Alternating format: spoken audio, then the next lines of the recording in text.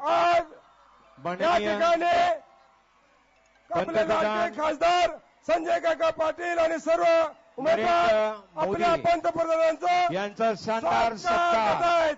भारतीय जनता पार्टीचा नरेंद्रजी अरे मोदी देश यांचा का नेता सत्कार कैसा हो मोदी मोदी मोदी मोदी मोदी त्यानंतर महाराष्ट्राचा आणि धनगर समाजाचा एक घोंगडा पंतप्रधानांनी या ठिकाणी ठिकाणी रमेश घातलेला भाऊ आहे. शेंडगे यांचा सुद्धा स्वागत या ठिकाणी केलं जाईल. आज आपले ज्येष्ठ नेते दीपकराव शिंदे यांचा वाढदिवस आहे. त्यांना सुद्धा एक गुच्छ देऊन अध्यक्षांनी त्यांना शुभेच्छा द्याव्यात असं मी या ठिकाणी विनंती करतो.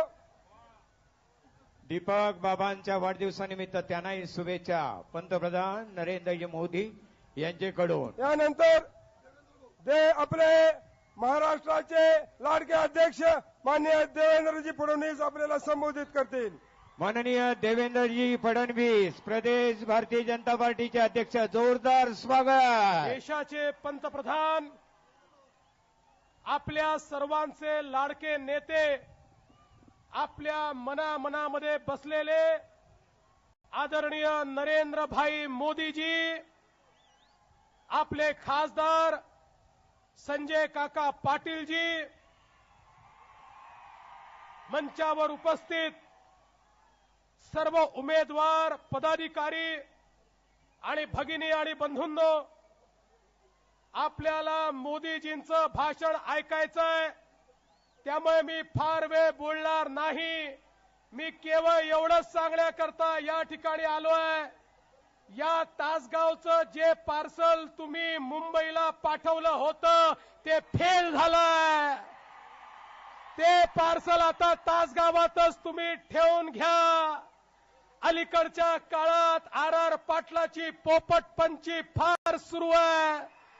अरे आर पाटील, खरंच तुमच्यात हिम्मत असेल तर गृहमंत्री म्हणून तुम्ही काय केलं ते पहिल्यांदा जनतेला सांगा.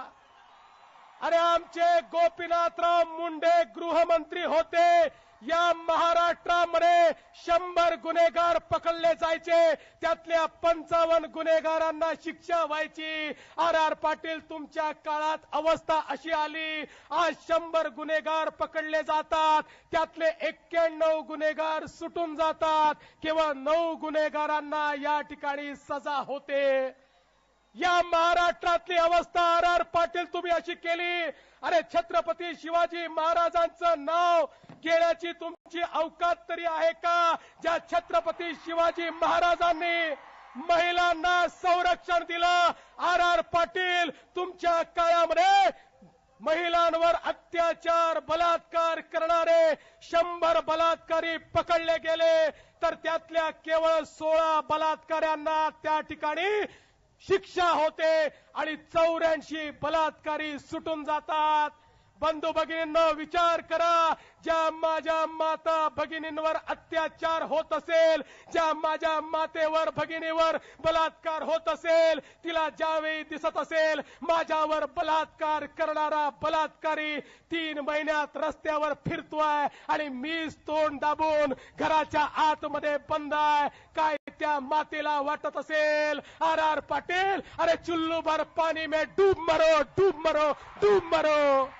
बंधू भगिनींनो, हा तुमचा बोलका पोपट, त्याला विचारा. अरे या मुंबईवर हमला झाला, तू सांगितलं होतं ना सीसीटीव्ही लावू, मारे सूट बूट घालून लंडनला गेला होता.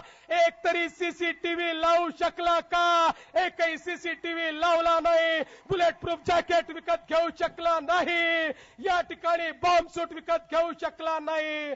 त्या ठिकाणी फेल झालेलं मॉडेल आता या ठिकाणी पोपटपंची करताय. हे मॉडेल इथल्या इथे ठेवा आणि आता सरकाराच्या रूपानं नवीन मॉडेल तिकडे मुंबईमध्ये पाठवा, ही विनंती करण्याकरता मी आलो आहे.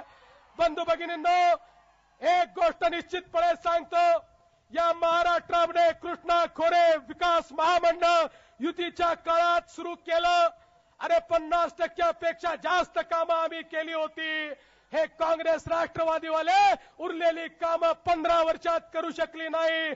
माननीय मोदीजींच्या साक्षीनं तुम्हाला सांगतो, पुन्हा आपलं सरकार येणार आहे आणि कृष्णा खोऱ्याचे प्रकल्प हे भारतीय जनता पक्षाच्या कार्यकाळातच पूर्ण होतील, हा विश्वास या ठिकाणी मी तुम्हाला देतो.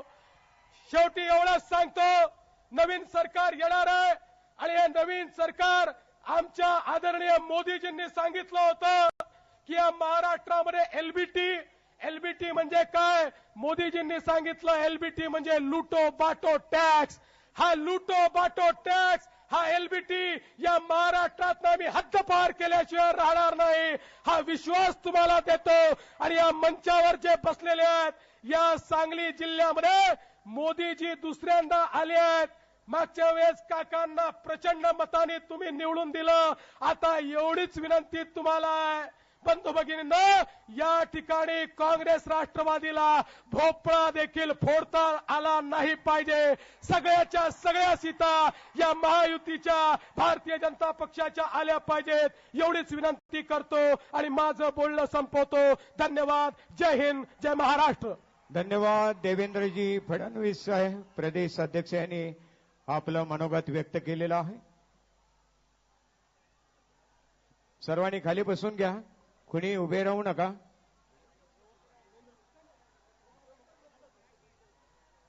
आणि आता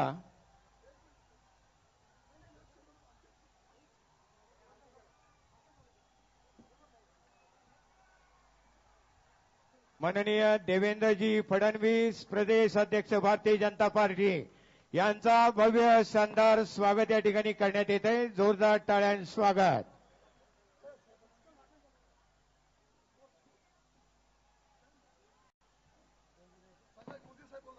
यानंतर ज्याची आपण प्रतीक्षा करत होतो ते आपले लाडके पंतप्रधान माननीय नरेंद्रजी मोदी आपल्या समोर या विराट सभेला संबोधित करतील. देश का नेता कैसा हो? नरेंद्र मोदी जैसा हो. आदरणीय पंतप्रधान प्रधानमंत्री नरेंद्र जी मोदी सभा को संबोधित कर रहे हैं. संभाजी भिडे गुरुजी या ठिकाणी आलेले आहेत. स्वागत.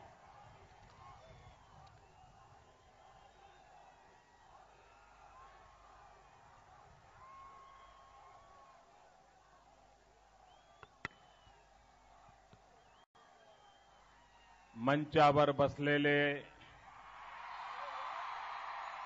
भारतीय जनता पार्टीचे प्रदेश अध्यक्ष श्रीमान देवेंद्र फडणवीस जी, खासदार श्री संजय काका पाटील जी, मकरंद देशमुख जी, राजाराम गारुड जी, दीपक शिंदे जी, नीता केलकर जी, शेखर इनामदार जी, दिनकर तात्या पाटिल जी, रमेश शेंडगे जी, और इस चुनाव में भारतीय जनता पार्टी के सभी हमारे साथी उम्मीदवार श्री अजीतराव घोरपाड़े, श्री विलासराव जगताप, श्री गोपीचंद जी, श्री शिवाजीराव नायक, सुरेश खांडे, पृथ्वीराज देशमुख, सुधीर गाडगील और विशाल संख्या में पधारे हुए मेरे प्यारे भाइयों और बहनों,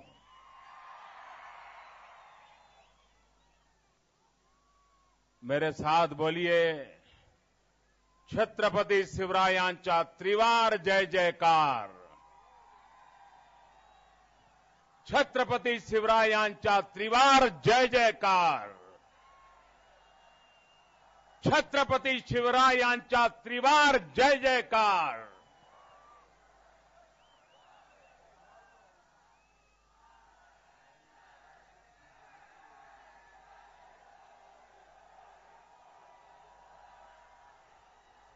तासगावच्या प्राचीन श्री गणेशाला शतशत नमन.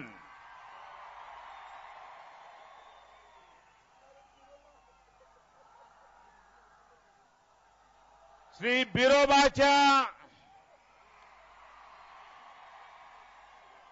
बिरोबाच्या नावाने चांगभल सांगली सर्वात चांगली.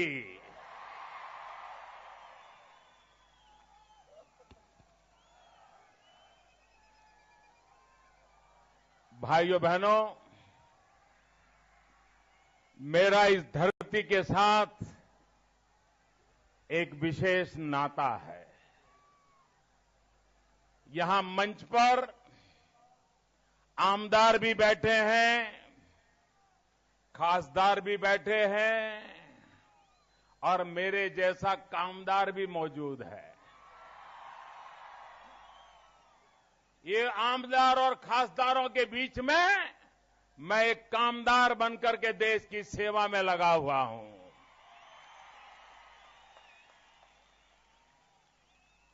भाइयों बहनों, मेरा इस धरती से एक विशेष लगाव है.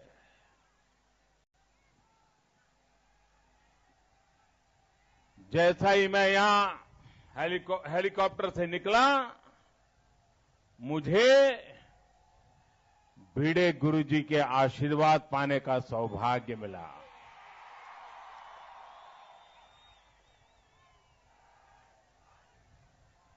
और आप जिस नरेंद्र मोदी को देखते हो, उसको बहुत छोटी आयु से जिन्होंने संस्कार दिए, शिक्षा दी और जिनके जीवन पर मैंने किताब भी लिखी है, वे लक्ष्मणराव जी इनामदार यहां से 40 किलोमीटर दूर खटाऊ के रहने वाले थे, जिन्होंने मेरे जीवन को बनाने में बहुत बड़ा योगदान किया था. हम उनको वकील साहब कह के याद करते थे और सेतुबंध नाम से मैंने उनके जीवन पर एक किताब लिखी है. और आज फिर से एक बार उस धरती का ऋण चुकाने के लिए मैं आज आपके पास आया हूं. मैं आज आपसे एक विशेष काम से भी आया हूं, क्योंकि मैं चुनाव के समय, लोकसभा के समय आपके बीच आया था.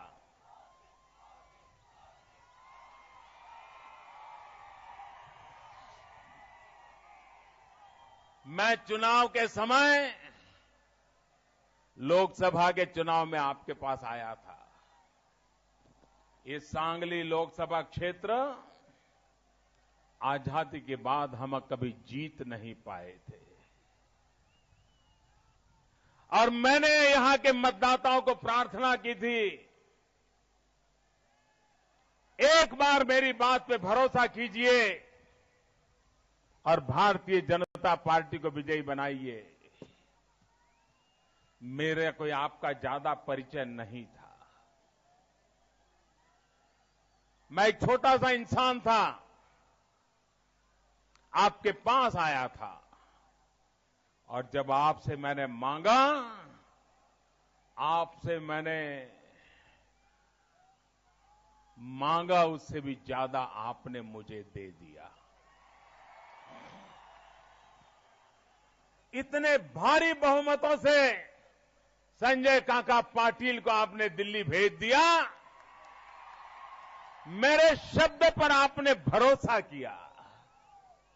मैं आज आपने मुझ पर जो विश्वास रखा है, आपने मेरे शब्दों पर भरोसा करके हमें लोकसभा की सीट दी है. मैं सबसे पहले इस सांगली लोकसभा क्षेत्र के सभी मतदाताओं को विशेष रूप से नतमस्तक होकर के नमन करता हूं, उनको वंदन करता हूं, उनको प्रणाम करता हूं।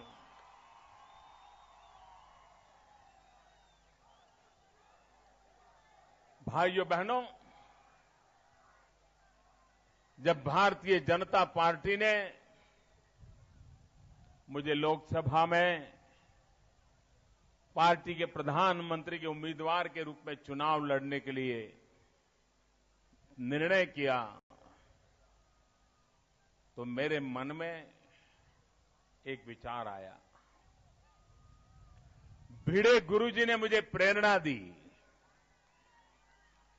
और मैं चुनावी मैदान में उतरने से पहले रायगढ़ के किले पर आया।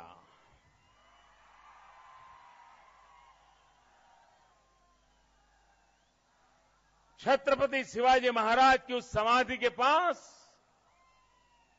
अकेला साधक की मुद्रा में जाकर के बैठ गया। लंबे अरसे तक उस महापुरुष का पुण्य स्मरण करता रहा और मैं प्रार्थना करता रहा कि मुझे भी आप वाली ओजस्विता, तेजस्विता, पुरुषार्थ और पराक्रम करने की प्रेरणा दीजिए, ताकि मैं भारत के सर्वजन हिताय, सर्वजन सुखाय अपने आप को समर्पित कर पाऊं। और उसके बाद मैंने अपना चुनाव अभियान का प्रारंभ किया था। जो लोग छत्रपति शिवाजी महाराज का नाम लेकर के ऐसी बातें बता रहे हैं, मुझे बहुत पीड़ा होती है। श्रीमान शरद राव, आज आपके एक बयान ने मेरे दिल को गहरी चोट पहुंचाई है। आपको इतिहास का भी ज्ञान नहीं है। गुजरात का जन्म तो 1960 में हुआ। उसके पहले गुजरात तो महाराष्ट्र का हिस्सा था और आज भी हम महाराष्ट्र के छोटे भाई हैं। गुजरात वालों ने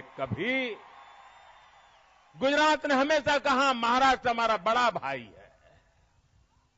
आज भी हम मानते हैं और हम तो सदियों से आपके छोटे भाई बनकर के रहे हैं। हमने कभी उस भाषा के लिए सोचा तक नहीं है जो बात आज आपने गुजरात के नाम पर उसके मुंह में डालने का घिनौना पाप किया है।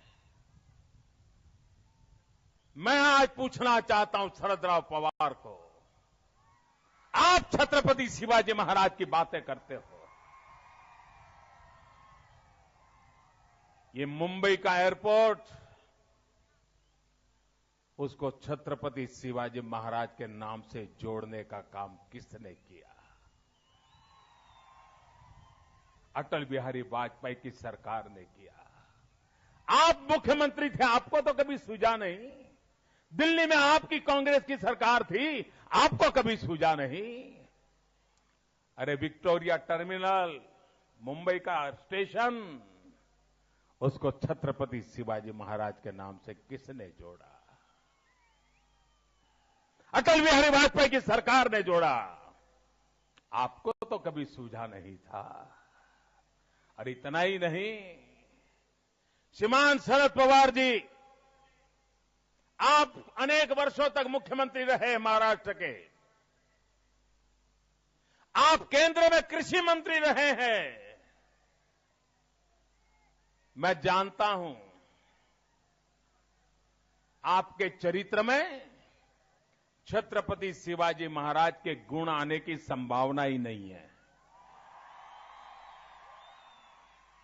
लेकिन कम से कम मुख्यमंत्री के तौर पर, कृषि मंत्री के तौर पर अगर आपने छत्रपति शिवाजी महाराज, उन्होंने अपने कार्यकाल में जो जल प्रबंधन किया था, लोगों को पानी पहुंचाने का भगीरथ काम किया था, पानी के लिए व्यवस्थाएं की थी, अगर उससे सबक सीख करके, प्रेरणा लेकर के मुख्यमंत्री के कार्यकाल में, कृषि मंत्री के कार्यकाल में छत्रपति शिवाजी महाराज को याद करके, उनसे प्रेरणा लेकर के अगर आपने जल प्रबंधन किया होता तो महाराष्ट्र के किसान को मरने की नौबत नहीं आती। मैं अभी हेलीकॉप्टर से उतर रहा था और आपके इस गांव में मैंने स्विमिंग पूल देखा। मैं हैरान था, स्विमिंग पूल में पानी ही नहीं है। ये बिना पानी को तैरने वाले नेता हवा में तैरते हैं, हवा में। ये कितने समय से स्विमिंग पूल बंद पड़ा है भाई? नौजवान, कितने समय से बंद पड़ा है? पानी भरा, चालू हुआ ही नहीं, खर्चा किया। ये लोग ऐसे हैं जो करगिल की शहीदों की विधवाओं के घर लूट लिए। ये वो लोग हैं जिन्होंने नौजवानों की नौकरी लूट ली। ये वो लोग हैं जिन्होंने गरीबों का सुख चैन छीन लिया। ये वो लोग हैं जिन्होंने महाराष्ट्र की आशा अपेक्षाओं को पानी फेर दिया, और उन लोगों ने क्या कुछ बर्बादी करके रखी है, इसका यह उदाहरण है भाइयों। आप मुझे बताइए, आपको बिजली का संकट है कि नहीं है? मुझे बताइए, बिजली का संकट है कि नहीं है? आपको मैं एक बड़ी बात बताता हूं। मैं गुजरात का मुख्यमंत्री था।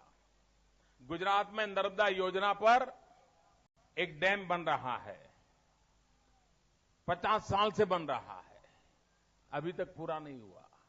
क्यों? दिल्ली सरकार परमिशन रोक देती थी। ये कांग्रेस की सरकार, ये शरद राव कांग्रेस में थे पहले। दिल्ली सरकार जब कांग्रेस की थी, वो यहां पर राज करते थे। नर्मदा का प्रोजेक्ट पूरा नहीं हुआ। मेरे आने के बाद मैं पीछे पड़ गया नर्मदा योजना का प्रोजेक्ट पूरा करने के लिए। अनशन पर बैठा, कुछ हद तक तो दिल्ली सरकार को झुकना पड़ा, लेकिन फिर 2005 के बाद उन्होंने ठान ली कि नर्मदा प्रोजेक्ट हम पूरा नहीं होने देंगे। इसके कारण नुकसान क्या हुआ है मालूम है आपको? नर्मदा योजना के प्रोजेक्ट के कारण वहां जो बिजली पैदा होने वाली है, हर वर्ष 400 करोड़ रुपयों की बिजली महाराष्ट्र को मुफ्त में मिलने वाली है।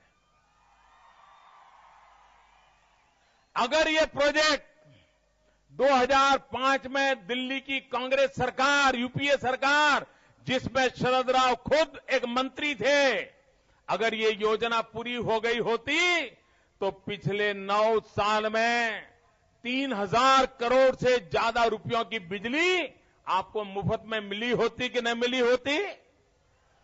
किसान को बिजली पहुंची होती कि न पहुंची होती? किसान की फसल में फायदा हुआ होता कि नहीं हुआ होता? लेकिन भाइयों बहनों, ये काम उन्होंने नहीं होने दिया। और कांग्रेस पार्टी मुझे पूछ रही है, 60 साल हुए जो देश की गादी पर बैठे थे, राज्यों की गादी पर बैठे थे, पंचायत से पार्लियामेंट तक सब जगह पे उन्हीं का झंडा फहरता था, 60 साल तक एक चक्री राज किया था। वो 60 साल का तो हिसाब नहीं दे रहे हैं, मोदी से 60 दिन का हिसाब मांग रहे हैं। आपने 60 साल हो गए, इतने साल बैठे थे, आपने नर्मदा प्रोजेक्ट को परमिशन नहीं दी। मैंने सत्ता में आने के 15 दिन में परमिशन दे दी, काम चालू हो गया और 1 साल के 2 साल के भीतर 1 या 2 साल के भीतर महाराष्ट्र को 400 करोड़ रुपयों से भी ज्यादा कीमत की बिजली मुफ्त में मिलना शुरू हो जाएगा।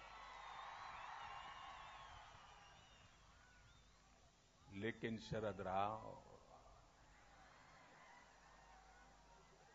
आलोचना करना तो बहुत सरल है।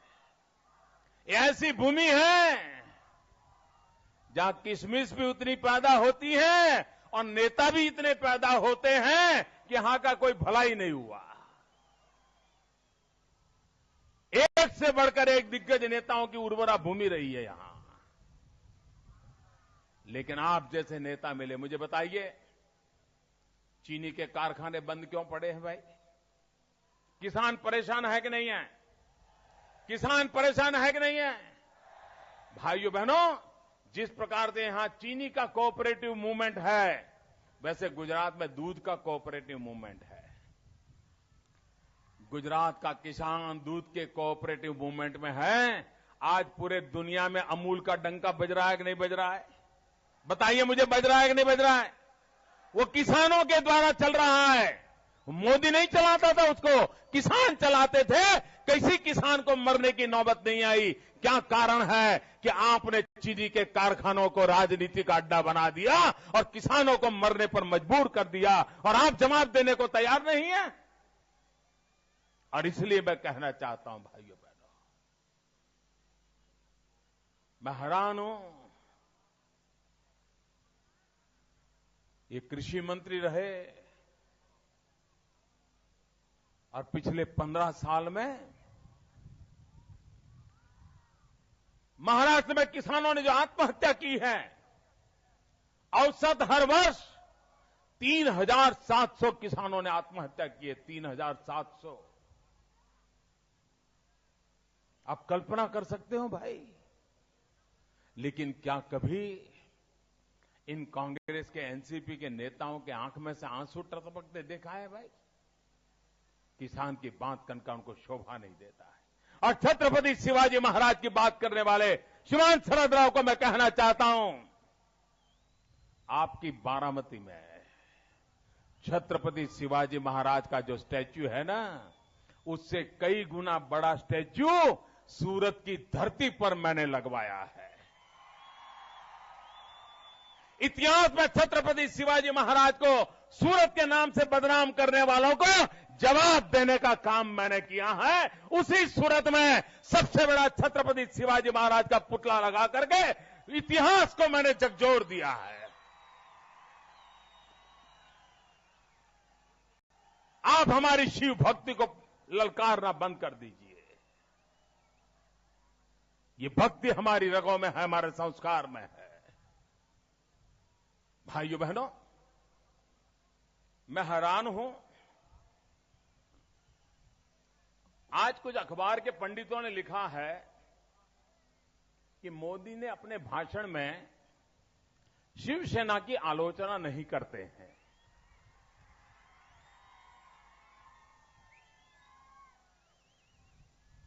भाइयों बहनों, बाला साहब ठाकरे की गैर हाजिरी में महाराष्ट्र प्रदेश का यह पहला चुनाव है और मैंने मन में तय किया है कि बाला साहब ठाकरे के प्रति मेरा जो आदर है, मेरी जो श्रद्धा है, और जिस शिवसेना को बनाने के लिए बाला साहब ठाकरे ने अपना जीवन खपा दिया था, दुनिया भर की आलोचनाओं के खिलाफ वो अकेले खड़े रहे थे, उनकी संकल्प शक्ति को मैं हमेशा आदर करता रहा हूं। और इसलिए मैंने तय किया है कि बाला साहब की गैर मौजूदगी का ये पहला चुनाव है। महाराष्ट्र का पहला चुनाव है और इसलिए मैं बाला साहब के प्रति अपनी श्रद्धा और आदर को व्यक्त करने के लिए शिवसेना के खिलाफ एक शब्द भी नहीं बोलूंगा। ये मेरी बाला साहब ठाकरे को श्रद्धांजलि है, ये मेरी बाला साहब ठाकरे को आदरांजलि है। और इसलिए अखबार के लोग हमारी भावनाओं को समझे बिना हर चीज को राजनीति के तराजू से तोलने की मेहरबानी करके कोशिश न करें। राजनीति से ऊपर भी आदर और श्रद्धा के कुछ तत्व रहते हैं, उसको राजनीति के तराजू से तोला नहीं जा सकता है। और इसलिए ये पहला चुनाव है, उनकी गैर मौजूदगी का पहला चुनाव है और मेरा कर्तव्य बनता है कि उनके आदर में शिवसेना के खिलाफ एक शब्द भी नहीं बोलूंगा। लेकिन भाइयों बहनों, आप मुझे बताइए, ये 15 साल आपने एनसीपी की घड़ी चलाने की बहुत कोशिश की कि नहीं की? एनसीपी का जब जन्म हुआ उस दिन घड़ी की सुई वहीं थी, उससे आगे जरा भी गई है क्या? वहीं पर है कि नहीं है? आप निकाल दीजिए उस समय की फोटो। जिस दिन एनसीपी का जन्म हुआ उस दिन का घड़ी का फोटो निकाल दीजिए, आज का निकाल दीजिए, उनकी सुई वहीं की वहीं अटकी हुई है। अरे जो पार्टी खुद की घड़ी की सुई नहीं चला पाती, वो महाराष्ट्र के भाग्य की दिशा कहां बदल पाएगी भाई? कहां बदल पाएगी? भाइयों बहनों, ये कहने को दो दल है, लेकिन दिल एक है। दल दो, दिल एक। कांग्रेस हो, भारतीय राष्ट्रीय कांग्रेस हो या राष्ट्रवादी कांग्रेस हो, ये एक ही गोत्र के चक्के बक्के है। ये कांग्रेस से ही निकले हुए हैं। इनका चरित्र में कोई फर्क नहीं है, उनके इरादों में फर्क नहीं है, उनके मकसद में फर्क नहीं है, उनकी आदतों में फर्क नहीं है। उनको तो सिर्फ इन्हीं कामों में रुचि है भाइयों। ये राष्ट्रवादी नहीं है, ये भ्रष्टाचारवादी है, भ्रष्टाचारवादी। ये भ्रष्टाचारवादी मानसिकता वालों के खिलाफ ये महाराष्ट्र का चुनाव है भाइयों। ये महाराष्ट्र का चुनाव महाराष्ट्र को स्थिरता और विकास की गति देने के लिए है और इसलिए आज मैं आपके पास आया हूं। अब महाराष्ट्र को ये युति के चक्कर से बाहर निकालना है कि नहीं निकालना है? आप मुझे बताइए, निकालना है कि नहीं निकालना है? अभी भी गठबंधन करते रहना है क्या? आपकी बर्बादी का मूल कारण ये गठबंधन है। आपकी मुसीबत का कारण गठबंधन है, कोई जिम्मेवारी नहीं लेता है। भारतीय जनता पार्टी जिम्मेवारी लेने के लिए तैयार है, मैं जिम्मेवारी लेने के लिए तैयार हूं। आप पूर्ण बहुमत वाली सरकार बनाइए, पूर्ण बहुमत वाली सरकार बनाइए भाइयों। मैं जरा पूछना चाहता हूं,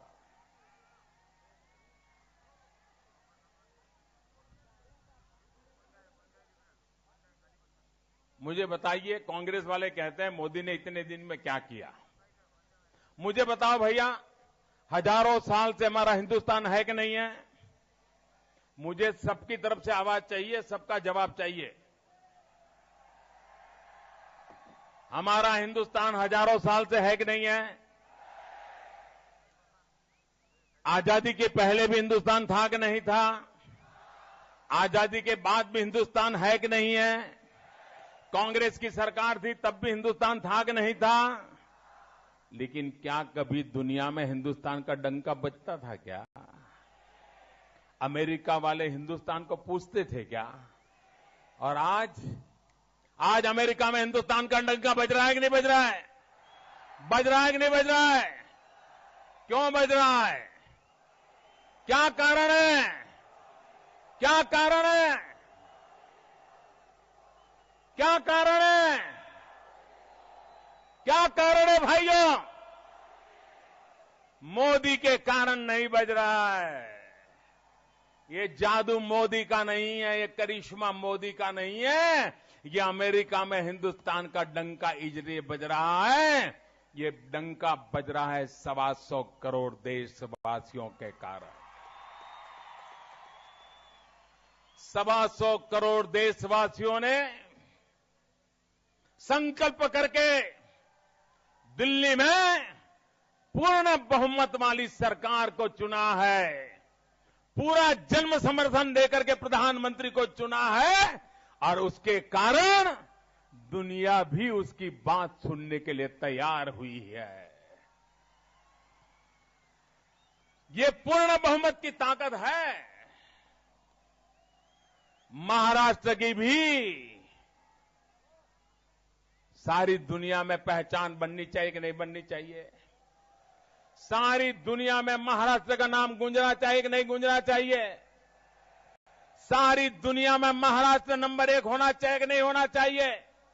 हिंदुस्तान में चारों तरफ महाराष्ट्र की वाहवाही होनी चाहिए कि नहीं होनी चाहिए?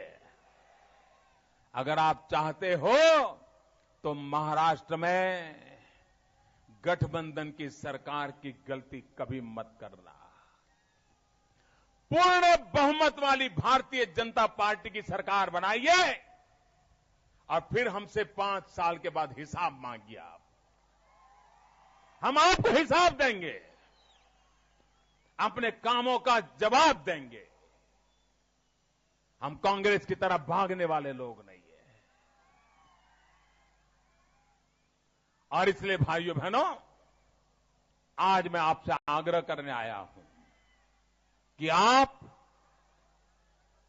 भारतीय जनता पार्टी को पूर्ण बहुमत से विजयी बनाइए। मैंने आपको चुनाव में वादा किया था कि मैं प्रधानमंत्री कृषि सिंचाई योजना लाऊंगा, किसान को खेत तक पानी पहुंचाने का एक भगीरथ काम शुरू करूंगा। पहले ही बजट में उस काम को मैंने बजट के अंदर डाल दिया और काम की योजना बनाना शुरू कर दिया। हम वादा निभाने वाले लोग हैं भाइयों। यहां पर हमारे किसान फलों की खेती भी करते हैं ना, हॉर्टिकल्चर करते हैं ना। यहां मैं अभी अमेरिका गया, अमेरिका में भी मैं मेरे फल फलादी का उद्योग करने वाले किसानों को नहीं भूला। मैं वहां पेप्सी के सीईओ को मिला और पेप्सी के सीईओ को मैंने पूछा, मैंने कहा आप पेप्सी बेचते हो, कोका कोला वाले कोका कोला बेचते हैं, और भी कई सॉफ्ट ड्रिंक बेचे जाते हैं, अरबों खरबों रुपयों की कमाई करते हैं। मैंने उनको कहा क्या इसके अंदर सच्चे फलों का रस मिक्स किया जा सकता है कि नहीं किया जा सकता है?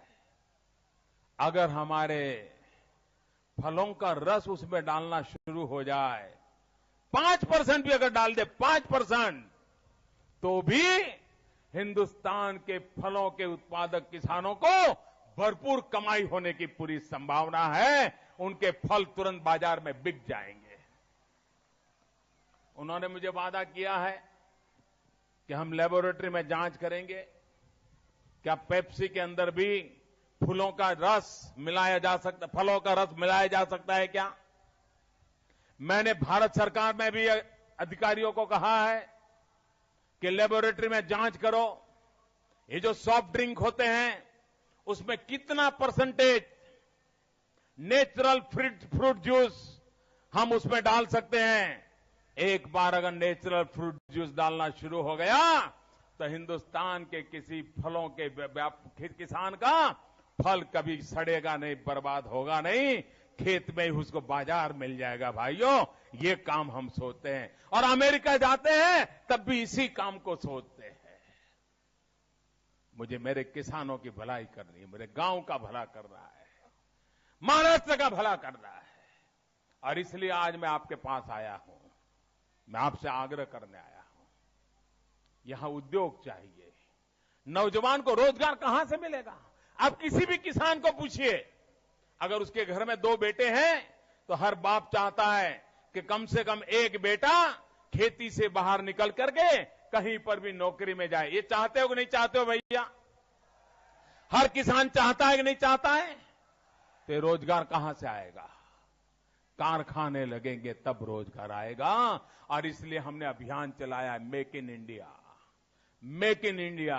मैं जापान गया था, जापान की सरकार ने कहा है हम हिंदुस्तान में 2 लाख करोड़ रुपयों की पूंजी लगा करके उद्योग लगाएंगे, यहां के हिंदुस्तान में लगाएंगे, नौजवानों को रोजगार मिलेगा। 1.25 लाख करोड़ चाइना ने मुझे कहा है कि हम लगाएंगे। आप मुझे बताइए, उद्योग लगेंगे, नौजवान को रोजगार मिलेगा कि नहीं मिलेगा?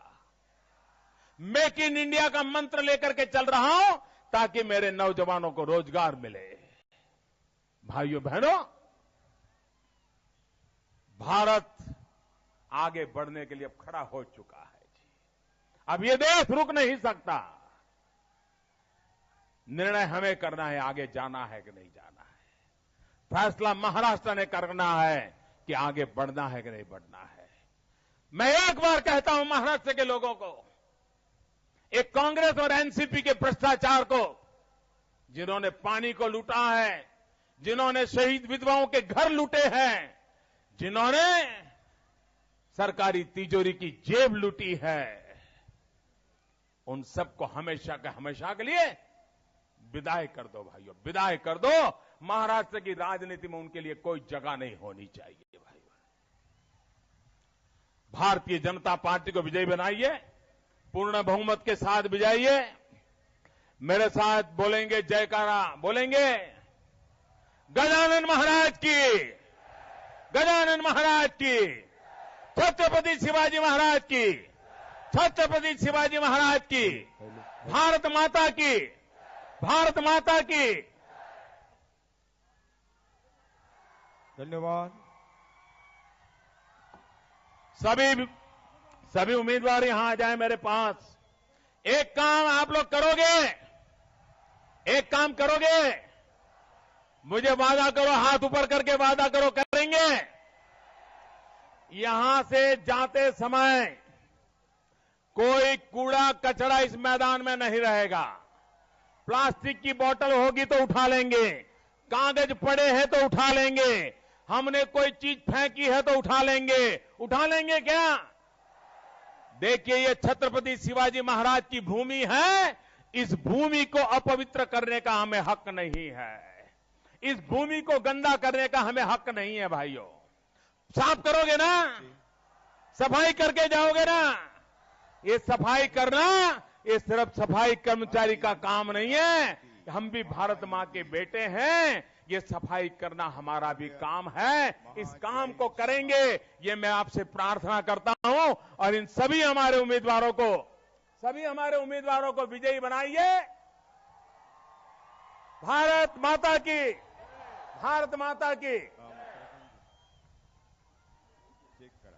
धन्यवाद। आणि याचबरोबर आपल्या सर्वांना अभिवादन करतायत माननीय पंतप्रधान नरेंद्रजी मोदी। हात उंचावून सर्वांनी अभिवादन स्वीकारा।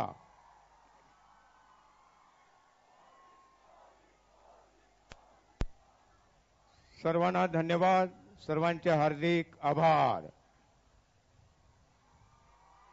आवाहन केल्याप्रमाणे सर्वांनी प्रतिसाद द्या। महिला आणि आलेले पुरुष, ज्येष्ठ नागरिक सर्वांना शिस्तीत आपण मैदानातून बाहेर पडायचं आहे। आणि जाताना माननीय पंतप्रधान नरेंद्रजी मोदी साहेब यांनी केलेल्या आवाहनाला प्रतिसाद द्या। जाताना कुठेही आपल्याला काही कागद, बाटल्या, इतर घाण दिसेल ती उचला आणि एका ठिकाणी बाहेर आपण गोळा करा। सर्व आलेल्यांना धन्यवाद, सर्वांचे हार्दिक आभार।